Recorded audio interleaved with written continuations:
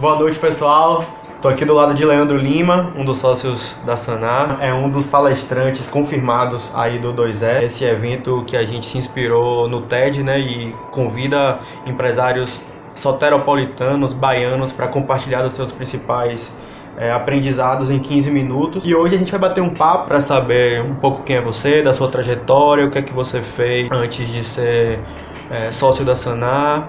Primeiramente, eu comecei na faculdade, né? Fiz administração, depois fui para a empresa júnior, fiquei 2 anos. Primeira experiência profissional, o primeiro momento ali de, olha, sirvo para alguma coisa, ou então o que eu faço, de alguma forma, tem algum efeito, mesmo não sendo ali de forma tão impactante, mas de alguma forma são os primeiros momentos, os primeiros símbolos, né? Eu me lembro que, sei lá, quando eu costumava usar roupa social, né? Eu me lembro que na empresa júnior, ia ter reunião com o cliente, ali trainee, né? Primeiro mês, e botei a roupa social ali, aquela, né? Porra, tô me sentindo gente aqui, né? Antigamente lá de bermuda, de boa. Você começa a ir pra reunião, você começa a lidar com primeiros estandartes, assim, do empreendedorismo, de começar a entender mais dos negócios, dos funcionamentos. Eu, particularmente, assim, tenho uma inquietação, né? E também tem um pouco lá do pessoal, porque meu pai já tinha negócio no interior, né? Então, quando eu fiz a administração, foi pensando em empreender, não sabia até que tinha muitas oportunidades, que de alguma forma foi um problema bom. É não só empreendedorismo, tem outros caminhos aqui, né? Uma carreira executiva,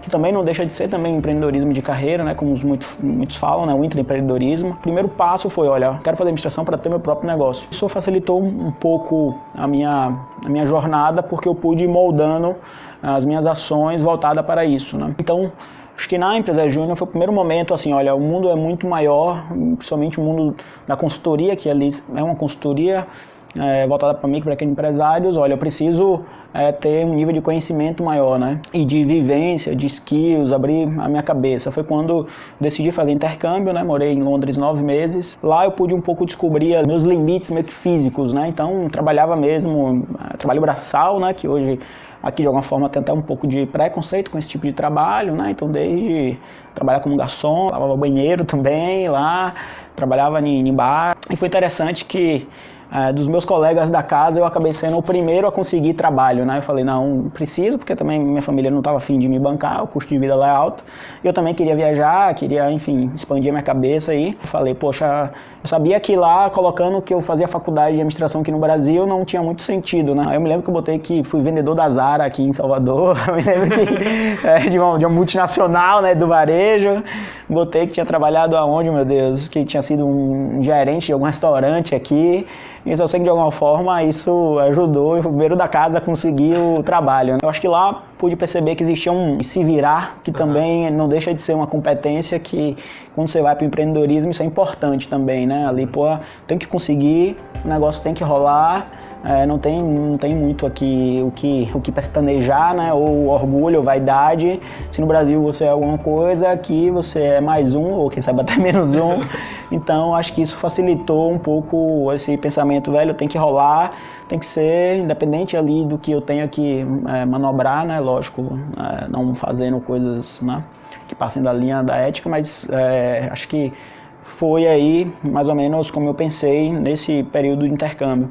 Acho que depois foi quando eu, acho que na empresa júnior eu falei, poxa, preciso ter um conhecimento técnico também, né? Percebi aí o mundo da consultoria como algo que eu gostava também. Na empresa júnior tinha os cargos de gestão, mas eu gostava mesmo era de tocar projeto, assim, né? Da consultoria, de ir lá no cliente, de conversar com o cliente, de entender ali a dor, de entender qual era o problema. Foi quando, ainda no intercâmbio, eu fiz alguns, já me candidatei para alguns trainees, né? E acabei passando na Ernest.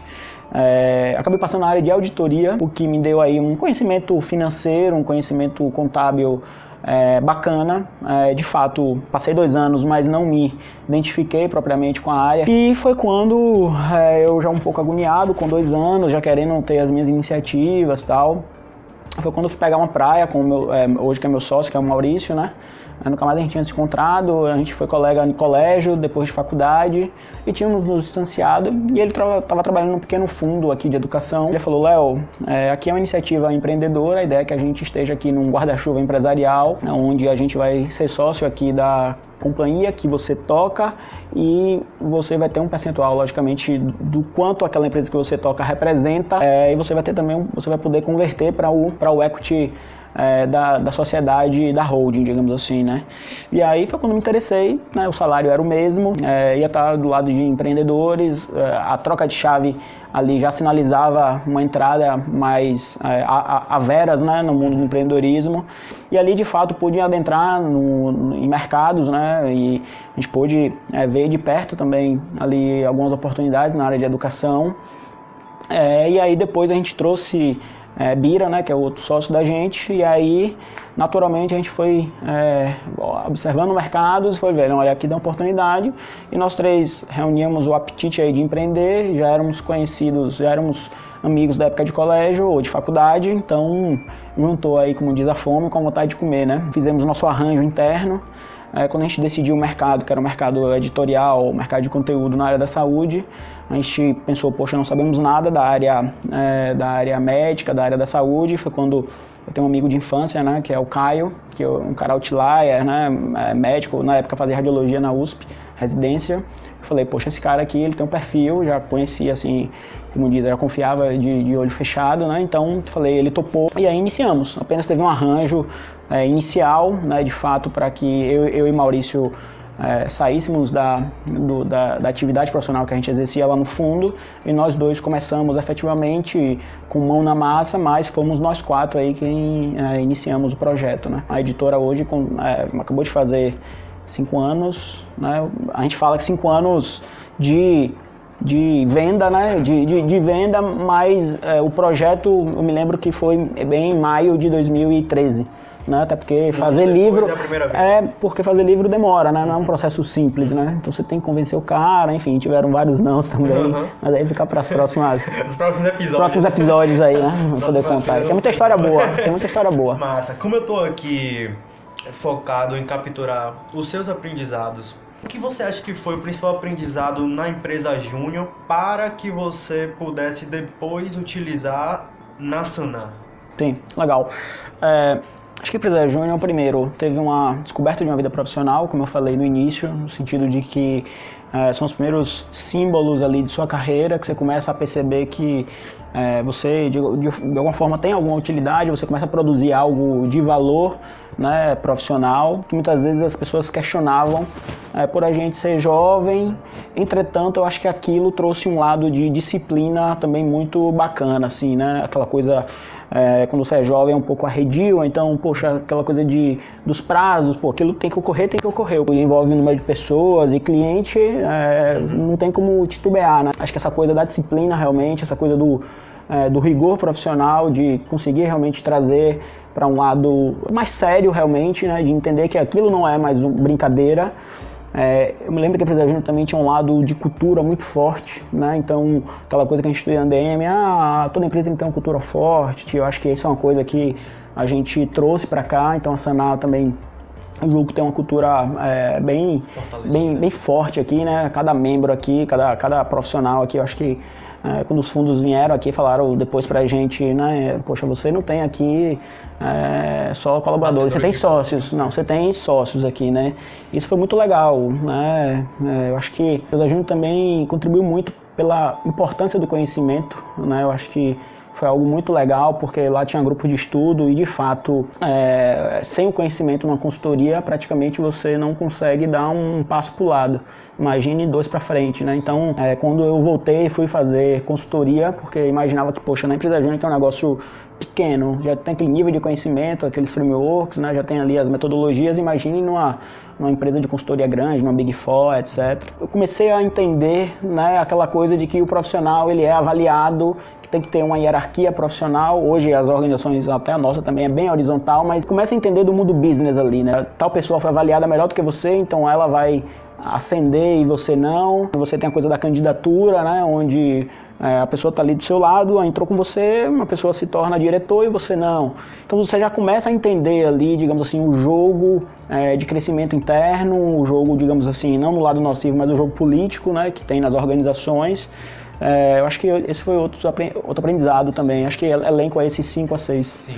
E tem uma coisa que você disse antes, que talvez não esteja elencado como os principais backgrounds ou ferramental, mas hoje 2 dos seus 3 sócios foram ali daquele... Sim, O sem dúvida. fortalecimento dos laços aconteceu. Sem dúvida, bom ponto, Igor, porque acho que por a gente conviver praticamente de 14 horas na faculdade, porque a gente passava o dia todo lá, tinha aula de manhã, à tarde na empresa júnior, à noite também. Então, naturalmente, você cria um vínculo muito forte ali com aqueles colegas e, naturalmente, já é um bom test drive do que essa pessoa pode representar. Um ótimo ponto, você assim. conhece a habilidade do outro, o talento Sim, do outro, sim. como você se complementa. Grande parte dos negócios e das sociedades surgem nas universidades, né? Não é à toa que os dois, que é o Maurício e o Bira, os dois eram na empresa júnior comigo, né? Perfeito. Contemporâneos.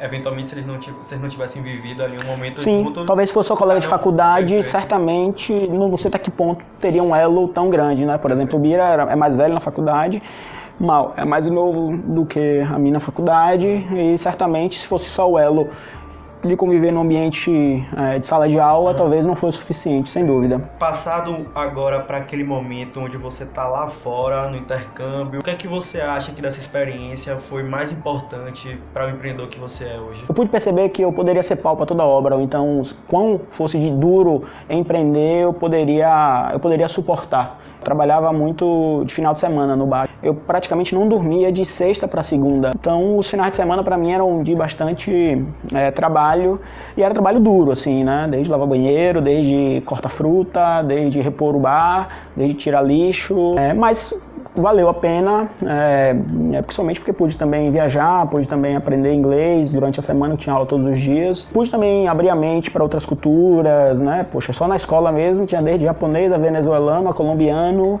a paquistanês e alemão, e você conversa ali, abre a cabeça, você se vira muito, né? Desde não aprender, não saber a língua e ter de pedir coisas muitas vezes básicas. Às vezes a gente não tangibiliza isso, mas de fato existe uma mudança ali, alguma coisa muda na sua cabeça quando você tem que se virar ao extremo, né? Uhum. E isso você volta mais fortalecido, né? Sim. E eu imagino que você sai com uma imagem sobre si mesmo de um jeito e volta de outro, né? Sem dúvida. Você dá essa mexida, essa abalada nessa autoimagem, nesse ego, né? Sim, isso de prepara fato. você para fazer o que você... O que aparecer pela sua frente, o que aparecer é seu. Você, velho, como no início, eu falo sempre, né? A gente desde fechar a caixa, desde fazer a parte de marketing, enfim, você faz tudo no início, né? Perfeito. Depois que você vai ali, já tem um caixazinho, já tem um valor de investimentos, vai contratando alguém e tal, mas no início você tem que fazer tudo, não tem jeito, né? E realmente esse downgrade, em tese, um downgrade entre aspas, faz com que você realmente bata no peito e diga, não, isso aqui vai ter que ir para frente. E a correria de auditoria, de empresas grandes de consultoria também não é muito diferente, né? Conta para o pessoal aí como é que foi essa experiência e, em especial, qual foi o principal aprendizado que você leva para essa jornada empreendedora? Principalmente conhecimento técnico, a parte de finanças, acho que me ajudou bastante. Acho que me ajudou muito também o aspecto de relacionamento, porque de alguma forma o trabalho em equipe em uma consultoria ela é muito grande, a auditoria só fecha depois que o último fecha a última nota. Tem também a questão dos prazos de forma muito grande, principalmente nos períodos de pico, né, que pra gente era no início do ano, nos primeiros 3 meses do ano, quando as empresas fechavam os balanços, né. Eu acho que também, de certo modo, teve um lado da carreira corporativa que eu falei, olha, isso aqui também eu aprendi um pouco que eu não quero também. Não julgo quem gosta, mas realmente aquela coisa um pouco mais engessada, um pouco que não permite uma certa maleabilidade, onde de certo modo inibe uma criatividade, porque você tem que encaixar as atividades em um framework. Mas realmente eu acho que o grande aprendizado valeu, foi bom, adeus, né? Como diz aí, mas não é a minha aqui, né? Ela chegou a hora de empreender, até porque eu já estava com 25 anos, né? Já estou começando a denunciar a idade aqui, né? Já estava com 25 anos e falava, olha, eu não tenho filho, moro com minha mãe, não tinha nem namorada na época, então a hora é agora, né? Independente de... E de fato não tem uma hora certa, né? Acho que cada um tem o seu time, mas se você está com aquele ímpeto, aproveitar. Vai. Mas eu acho que aquele momento onde você começa a trabalhar com o Maurício no fundo, começa a viver um ambiente mais próximo do empreendedorismo, onde você já é sócio propriamente dito de alguns projetos, qual foi para você assim o grande ganho desse momento? Assim, o que é que você leva dele?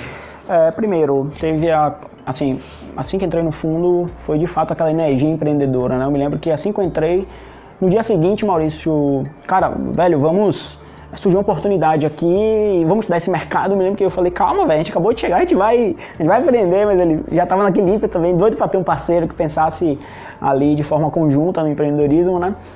Mas eu acho que teve um lado, primeiro, além dessa energia, que foi muito legal, foi muito contagiante, teve também o fato de eu poder tocar um projeto. Você se sente ali empoderado no lado positivo e ao mesmo tempo desafiado, né? E começa a ter responsabilidade. Mas eu acho que foi um bom esquente para quando a gente até trocou a chave para viver por conta própria ou realmente tocar o projeto nosso, 100% nosso, eu disse, não, agora já não sinto tanto, né? Apesar de estar sozinho, que o empreendedorismo ele é um pouco solitário, né? Sim. Mas eu acho que esse peso realmente de tocar o projeto e ter um orçamento e ser responsável pelo sucesso ou insucesso, né? Eu acho que eu senti de forma bem legal, foi bem positivo. E eu acho que um outro ponto foi, de alguma forma, naqueles primeiros momentos ali, você acaba resolvendo muito problema. E quando você está empreendendo muito pouco, você tem um puta desafio que você pode tratar como problema, não do lado negativo, né? E quando você também vai ascendendo, só aumenta os desafios dos problemas, né? E eu falo sempre, cada vez mais a gente tem menos respostas, né? Porque são cada vez mais complexos os problemas, às vezes você tem menos informações, né? Sobre como resolver.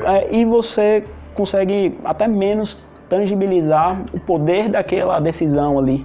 Porque, de fato, você pode, às vezes, chegar no mesmo caminho, independente da decisão que você tome, entendeu? Então... Eu acredito que o pessoal já deve estar aí do outro lado, Leozinho, bem curioso para saber como é que você enxerga as fases da Sanar nesses 5 anos. Acho que a primeira fase foi quando a gente, digamos, bateu o martelo e falou, olha, o negócio é esse aqui, vamos começar tentando fazer esses produtos. E acho que a primeira fase é uma fase de descoberta total, digamos assim, escuridão, né? Porque você não sabe por onde começar. Criamos um endereço, que era onde a gente estava trabalhando na época, e mandamos fazer 5.000 cartões, mandamos fazer algumas capas de um livro, e chegamos lá com o iPad de Maurício, com esses cartões, e íamos em universidades. Assim, era o pensamento mais fisiológico e o caminho mais rápido que a gente imaginou, né, para fechar com os profissionais, com os autores iniciais, né? Então, como diz assim, quando você começa, eu acho que a fase 1 é a fase viver cada dia sem saber se vai ter o dia seguinte, né? Porque você vai ali realmente matando um leão por dia, e isso não é balela, não é clichê, né? Então, cada dia você vai vendo, velho, como é que faz isso aqui? Então, como é que eu vou começar isso aqui? Às vezes um vai para um lado, outro vai para o outro, e depois a gente volta, por aqui deu mais certo, vamos por aqui e bora. E aí você vai, né? Às vezes você recua, às vezes você avança, até que chegou o dia de vender. Como é que vende? Chegou o dia de a gente contratar a primeira pessoa, chegou o dia de realmente despachar o primeiro livro, e é a fase ali que você está em total vulnerabilidade. Também é gostoso você ir passando cada etapazinha ali e o projeto ir tomando forma, né? Como é que foi essa modelagem do negócio da Sanar? Quais foram as ferramentas e a mentalidade que vocês utilizaram para falar, não, acho que o negócio é esse daqui? Então, acho que o primeiro passo foi que a gente tinha visualizado uma oportunidade na área da educação. O que a gente racionalizou foi visualizar onde aquele modelo poderia dar certo em outros mercados, né? Então a gente começou a estudar desde o mercado de engenharia, estudamos o mercado da saúde, e aí identificamos algumas macrovariáveis e algumas microvariáveis onde tendenciava que aqueles produtos ou aqueles modelos ou aquele modelo de negócio poderia realmente encaixar com um macro momento que, por exemplo, a saúde estava vivendo, né? Que é um momento de insegurança na vida profissional, um momento de pouca qualidade de vida do profissional, de lacuna de oportunidades de carreira. Então a gente foi tentando montar um pouco do modelo que a gente tinha visto, né, lá no fundo, em termos de negócio, com a peculiaridade da área que a gente decidiu entrar, que foi a área da saúde, né? Dentro da área de saúde, a galera que queria fazer concurso, então Sim. mercados grandes, né? É interessante porque a cultura do concurso, do processo seletivo, está muito voltado para o direito, né? Onde a galera naturalmente já faz direito pensando na magistratura, ou ser delegado, ou ir para algum tribunal. E a gente via que um dos grandes desafios nossos era formar essa cultura de que existem oportunidades ligadas a provas, ligadas a conteúdos que fossem muito mais direcionados para um passaporte de carreira, digamos assim, como a gente fala aqui, né? Então a gente teve que criar essa cultura. Mas isso casou muito também com o momento da internet, que é o momento ali de toda a parte de produção de conteúdo voltada para inbound marketing, né? Então, a gente externalizar o que a gente estava produzindo através da grande rede, de alguma forma você matava dois coelhos, né? Que era, desculpe os coelhos aí, mas matava duas necessidades, que era tanto divulgar o produto, como também ser uma forma de formar essa cultura e abrir essa oportunidade para a galera em relação a preparatórios, né? O fato de você ser o pioneiro em um mercado tem o seu lado positivo, que é se você conseguir desbravar, em tese você modelou o mercado, ou tem um potencial oceano azul, como também você pode, ao longo desse caminho, não vingar, né? Porque os percalços podem ser muito grandes, né? O desafio é maior. Uma dessas semanas eu tive aqui na palestra de Bira, ele falava, ainda hoje é um diferencial, por incrível que pareça, você vender livro pela internet, né? Sim. E eu imagino que criar essa cultura para esses concurseiros da área de saúde, Sim. que não tinham tanto o mindset de fazer concursos, tem aí um mérito, né, de construir essa necessidade. E talvez, agora já puxando um pouco da sardinha para quem está aí com um produto na mão, mas está com esse desafio de começar a vender o seu produto, o que é que você acha que foi assim a principal chave para que a Sanar pudesse construir essa forma de vender os produtos dela? Mas eu não sei se isso vai confortar ou isso vai dificultar, assim, não tem realmente muito nexo nesse processo de encontrar o caminho das pedras, né? É de fato tentativa e erro, assim, eu acho que é de fato muita leitura, é muita observação de mercado, é muito desprendimento também. Vai e testa lá o negócio, vê primeiro como é que, se você ficar com muito esmero, tentando ali acalentar aquela situação, ou tentar buscar a melhor solução, às vezes você perde o bonde, assim. Quando a gente respondia pelo e-mail da Sanar, os autores não respondiam a gente, porque na época a gente não tinha nenhum site direito e a gente oferecia, quer fazer esse livro sobre isso, tal. E aí ninguém respondia. Até que o meu sócio Caio fazia residência na USP e ele, com o e-mail dele, entrava em contato e falava, lá, aqui é Dr. Caio, eu faço parte da editora Sanar, e recebia aqui um projeto editorial, você tem interesse? Com o e-mail da USP a galera respondia. Com o da gente. Então são coisas que ou você se desprende, poxa, vai usar o e-mail, ou você desapega, ou então você não vai, talvez você não passe ali, por você estar ali num emaranhado psicológico, então você tem que se libertar, assim, olha, tirei 2-3 anos para empreender, esse negócio tem que dar certo, não tem plano B, e estou disposto aqui a botar aqui as cartas na mesa realmente, né, então eu acho que esse desprendimento, essa coisa de não ter plano B, por exemplo, era uma coisa que eu levava muito a sério, né? Que era tipo assim, olha, isso aqui tem que dar certo e não quero nem imaginar se não der certo, porque tem que dar certo, né?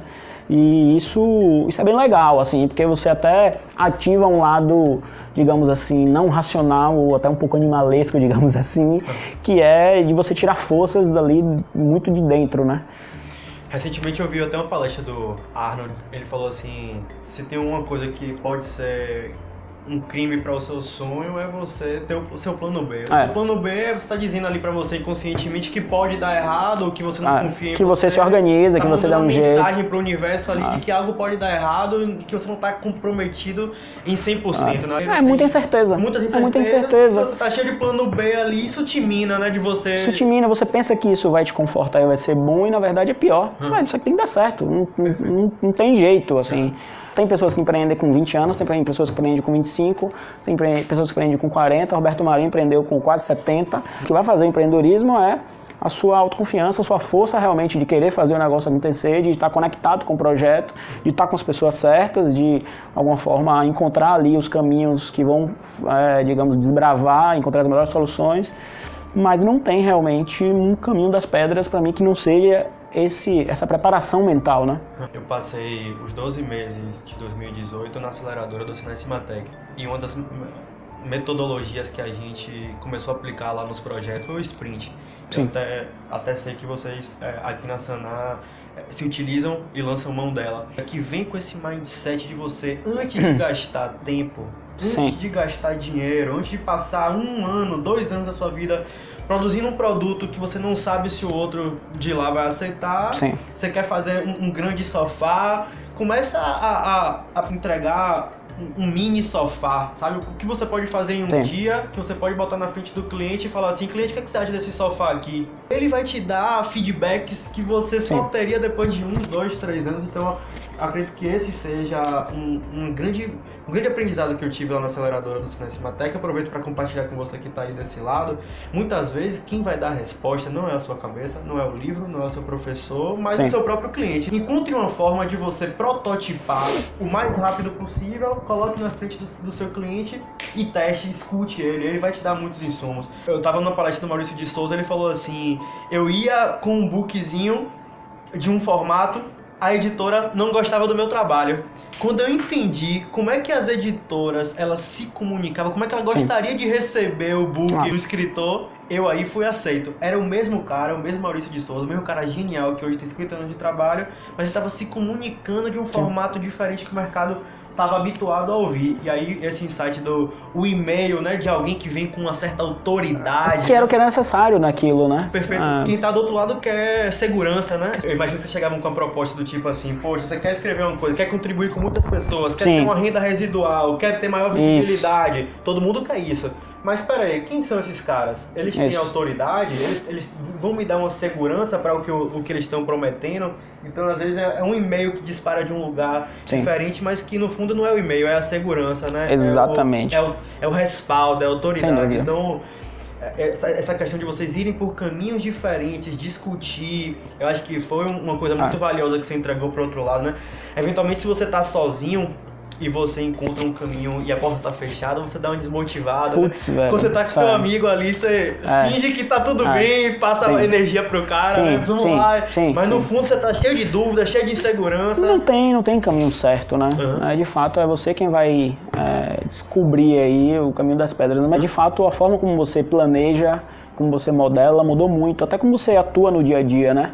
Então, essa cultura tech, essa cultura de engenharia, essa cultura realmente do mundo da internet, de você ter o feedback muito rápido, de você realmente colher os insumos, de você praticamente metrificar tudo, né? Isso é muito dinâmico. Isso também te joga numa pressão muito grande, porque naturalmente a gente visualiza muito, né? O seu trabalho está muito exposto. O que a gente faz hoje, tem pessoas olhando e de alguma forma pensando, poxa, como é que eu posso entrar nesse mercado talvez de uma forma diferente, né? Então, os segredos das companhias talvez estejam nos dados que ela tenha e consequentemente no que ela faz desses dados, né? De modo que o seu modelo de negócio hoje ele é muito mais visível a todos os atores, né? Então acabou-se aquele planejamento gigantesco e muito mais a tentativa e erro, a realmente dar a cara a tapa, voltar, né? O sprint ele é isso, né? A metodologia Scrum é muito disso, né? De poxa, vamos aqui, cada um com seu papel, aqui tá o time que vai,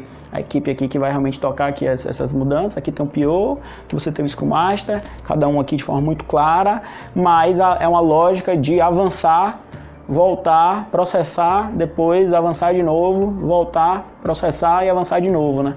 Isso é muito legal e está muito conectado com esse novo mundo aí, mundo da internet, tecnologia, que eu acho bem bacana, assim. Sim. Um investidor, até canadense, ele falava assim, talvez o grande diferencial competitivo de uma organização que nunca vai mudar, que ninguém pode vir e copiar, é o entendimento sobre o seu próprio cliente. Sem dúvida. Então, é com esse entendimento e com essas informações que depois vão criar, talvez, os algoritmos, vão criar realmente ali tecnologias voltadas para isso, né? Imagine outros produtos, imagine outros mercados, né? Isso está muito claro. Agora, ainda pode criar algo de muito valor, né? Que são os dados fruto dos comportamentos de forma bem algoritmizada, etc., processada, né?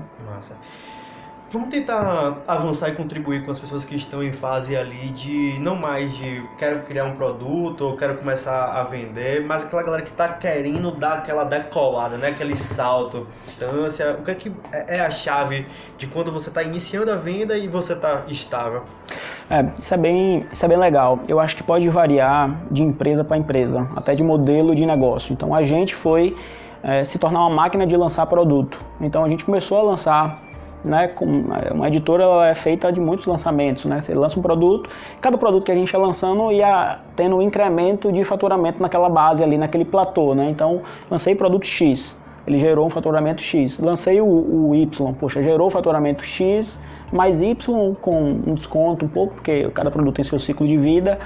Eu acho que um dos grandes lances da gente foi ir se tornando uma máquina de lançamento, mas depende muito de cada modelo de negócio. Se você tem um modelo que é B2B, talvez você tenha que desenvolver um skill muito grande em relacionamento com outras empresas, algum tipo de canal bem efetivo, algum tipo de approach específico. Passado essa coisa que eu acho que muda de negócio para negócio, de empresa para empresa, eu acho que o principal ponto foi quando a gente começou a traçar uma cultura organizacional muito forte e começamos a trazer pessoas boas para esse ambiente aqui, né? Quando a gente começou a montar as bases de uma cultura de empoderar as pessoas, de realmente se divertir no caminho, né, na jornada, e de realmente conseguir trazer um propósito muito grande para o trabalho das pessoas, né? Lembro quando a gente foi para São Paulo, uns 3 anos atrás, a gente tinha 1 ano e meio de empresa, a gente passou a fase, digamos, ali, conseguimos ali de alguma forma estabelecer ali uma máquina de lançamento, e a gente falou, não, agora vamos em São Paulo fazer uma rodada de conhecimento e tal.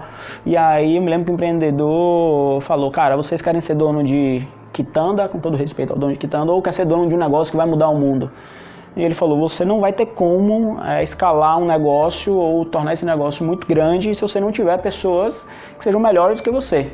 E aí me lembro quando a gente já voltou no avião, já rabiscando como é que seria a nova estrutura organizacional. Na época todo mundo fazia um pouco de tudo, eu, Bira, Mal, e a gente começou a definir as funções entre a gente de forma mais clara, e começamos nas funções que a gente não tinha grande aptidão, a gente começou a recrutar pessoas boas, né?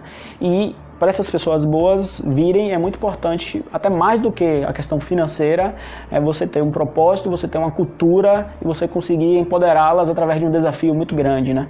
Com esses 3 ingredientes, eu acho que são, assim, é o que brilha aos olhos dessa garotada, assim, ao meu ver, né? Propósito, empoderamento e cultura. Que não deixa de ser. Que não deixa de ser esses também. valores, né? Sim. Essas crenças e valores, né? Sim. Que criam a cultura. Eu acho que tem muita questão do desafio hoje, né?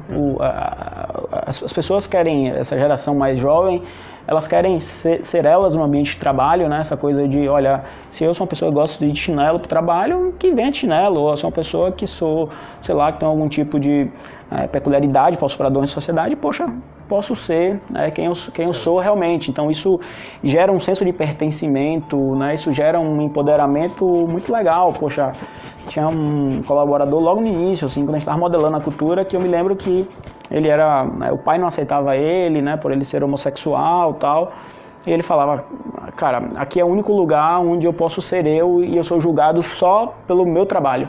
Se eu estou conseguindo vender, ou se não estou conseguindo vender, se eu estou conseguindo performar aqui no Facebook, produzir o conteúdo. Então aquilo ali gera para o cara um senso de pertencimento que transcende. Dele, né? É o melhor momento do dia dele. Ele se sente ali, ufa, cheguei aqui na Sanar e aqui eu não vou precisar fingir, não vou precisar realmente ficar olhando para o lado, porque aqui eu só preciso focar na minha parada e mandar bem, né? Então isso gera algo muito forte, assim, né? Um laço que transpassa a questão financeira, né? Para ser um uma máquina de produzir produto precisa ter boas pessoas. Sem dúvida. Para ter boas pessoas, precisa ter uma boa cultura, precisa ter desafio, precisa ter bons valores. Propósito. E eu acho que a pergunta que surge é como atrair essas boas pessoas. Atrair pessoa boa também tem a sua arte. Então, primeiro tem um lado do relacionamento, né? Então, sei lá, a gente tem alguns anjos que apareceram na nossa vida, que eu me lembro que essa pessoa tinha muito conhecimento, conhecia muitas outras pessoas boas, ela vivia num ambiente que tinha muitas pessoas boas e ela nos ajudou. E de fato vem aquela coisa do despreendimento, do tentativa e erro, de gastar sola de sapato, gastar realmente aqui, né, garganta, conversando, buscando. Líderes, né, que conhecem outras pessoas boas. Assim, às vezes por mais que seja um processo difícil, às vezes é mais fácil, não é mais fácil, mas é mais simples do que a gente imagina. E às vezes a gente pensa tanto que a atividade é complexa que a gente vai muito longe. As empresas, elas tentam se portar de modo muito parecido, que são muitas vezes esses pilares, todas vão dizer que tem uma boa cultura, todas vão, então, já existe um nivelamento, uma inflação, digamos assim, né? O que vai fazer realmente diferença é você conseguir. Eu vejo muitas pessoas se conectarem com o propósito da empresa, né? Então, o fato de saber que aqui dentro do computador dele, ele está impactando diariamente 2 milhões de seguidores. Pô, um moleque de 19 anos. É um pouco da analogia da minha camisa ali, me sentindo importante ali na empresa Júnior, né? Então, essa pessoa vai já naturalmente achar, porra, eu realmente faço a diferença no mundo, né? Modéstia à parte, assim, trabalhar com educação é bacana por causa disso, né? Sim. Porque naturalmente a educação é um divisor de águas para todo mundo, né? Então, pode transformar a vida de qualquer um. De qualquer um, né? Um livro, com um produto, livro, né? Com conteúdo, com o que seja realmente, né? Excelente. Acho que depois que você tem uma cultura muito forte, você já tem um negócio ali que de alguma forma você já conseguiu modelar ou já chegou num grau de estabilidade, eu acho que aí vem os próximos passos, que é ser realmente muito ambicioso, né? Você já passou da fase de que o negócio poderia morrer com um ano, você já passou da fase de alguma forma de conseguir um mínimo de consistência para o negócio. E acho que agora já que você já tem as pessoas, você já pode se dar o luxo de sair um pouco ali da coisa miúda, né, do operacional micro. Eu acho que agora é você pensar para frente, né? E pensar para frente inclui aí uma visão estratégica do negócio, né, que aí vai estar muito ligada com até onde você conseguir visualizar. Tem uma parte de modelagem do negócio. Às vezes o que deu certo no passado não quer dizer que vai dar certo no futuro, né?